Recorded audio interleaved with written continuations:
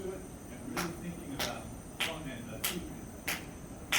Like everything that you're playing is coming from that subdivision.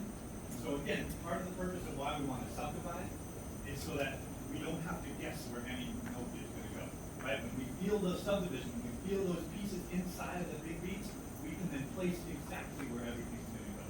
So whenever you all play that again, try to think about that 12/8 subdivision on the intro, and so that anytime you've got a note, you can kind of place exactly where it is. Because it felt pretty good, but there were a couple spots that felt like maybe a couple of people got a little bit ahead of other people or whatever else. So think about that subdivision there. All right, so on this last, let's look at this Toronto piece. This is a great piece. There were sections of it that sounded really strong, and then there were a few sections that sounded like you were all kind of holding on a little bit. And I know there's a lot of stuff. I'm assuming you've been working on it for a little while. Or will you have another performance of it later in the spring? Yeah. Okay, so maybe you'll even have some time to kind of work through it some more and clean some things up. The couple initial thoughts, like I was talking about, kind of ways that we approach thinking about it. A piece like this, I want to be able to feel the half note through this whole thing, right?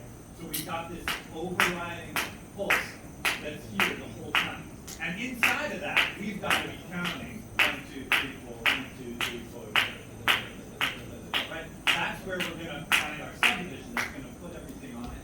But what we need, right? All of this type of music is all, I mean, it's rooted in dance music, right? It's something that you can step and feel while you're doing it. And we don't want to, inside of this music, we don't want to lose that pulse throughout all of it. So that becomes really important.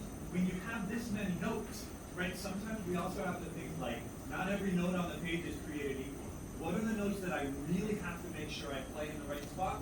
And what are the notes that I can kind of like, especially as a horn player, I'm a trumpet player, so this is an awesome band to see 8 of you in the band. But as a trumpet player, like sometimes it's like, I look at all the notes on the page and I'm like, there's no way I'm gonna actually play all of these equally with each other. So then what are the important ones? What are the ones that we have to get? The biggest thing that I think could make a really big difference just in terms of all of your mentality, especially ensembles, so saxophones and trumpets, is try to always be thinking about where you're going, right? So that you're ready to start the new phrase. It felt like there were a bunch of pickups when you go, right? The pickup into the downbeat was tentative, and then when you hit the downbeat, you're all playing really good. Well, we need that pickup to be just as strong too.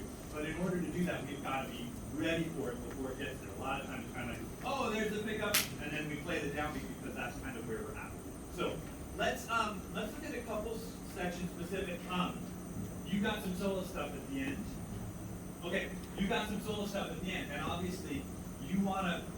It's a solo. You want to play it that way, but you also have to remember in this setting, the most important thing is that the band knows where they're coming back in those spots.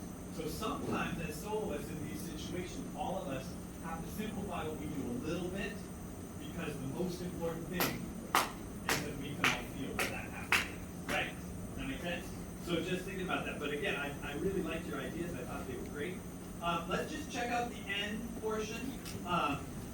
So there's this repeated figure. It starts with the trumpets in 67, but let's catch where the sax is doing and then the trumpets reply. You all know who that is? I believe so. Yeah. 172 is it? Okay. So let's go there.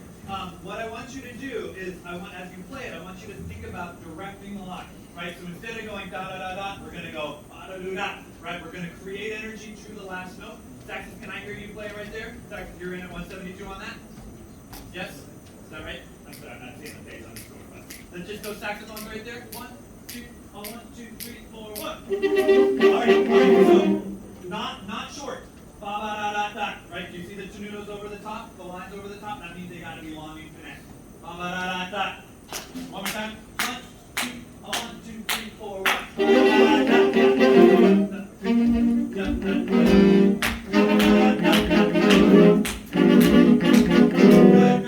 So the idea is, I know we gotta stop, I'm sorry we don't have more time, but the idea with these is we've gotta start, instead of thinking about all these notes, because rhythmically they're in the right spot, but instead of thinking about them as individual notes, we gotta start thinking about how they group together to create a phrase or an idea.